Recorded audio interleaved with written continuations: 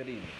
I hope everyone is doing well, especially during these times of the pandemics, and I hope everyone and their family are okay. Um, During this time of student teaching, a lot of things have changed with how I view myself as teacher and how things have changed in my teaching philosophy. I think the biggest way my teaching philosophy has changed is having students express themselves and becoming advocates for themselves and their education.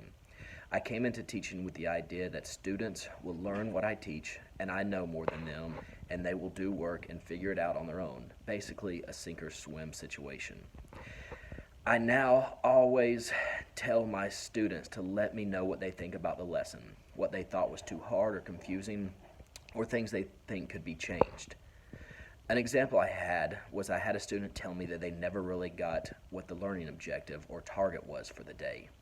I thought to myself, well, it's written out on the board every day, and the work should tell you what you should be learning.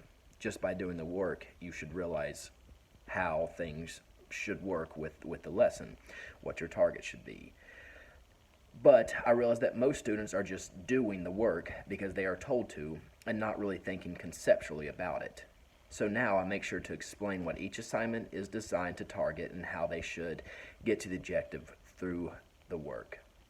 When I first started teaching, I was limited on technology. My second year, I got Chromebooks for all students in my classroom, but still wasn't sure about all the effective ways to use them. I have come to realize that it was more difficult for me because I didn't grow up with all this technology. So it was hard for me to get the importance, but these students have never known a world without it.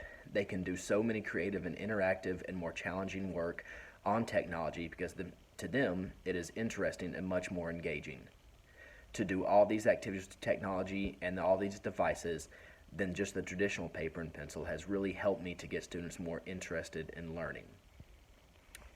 With strategies on implementing Christian worldviews on students, it was always tricky for me.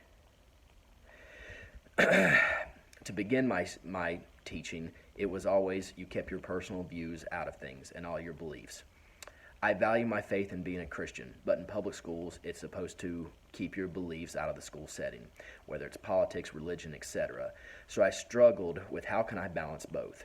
A community group leader at our church I had told me it was not always about preaching the gospel to reach people.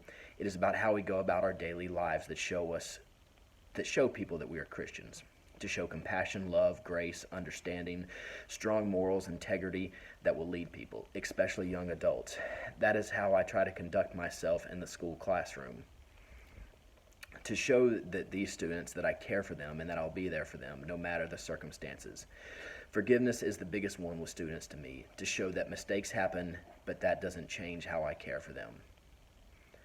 Thank you for your time, and God bless.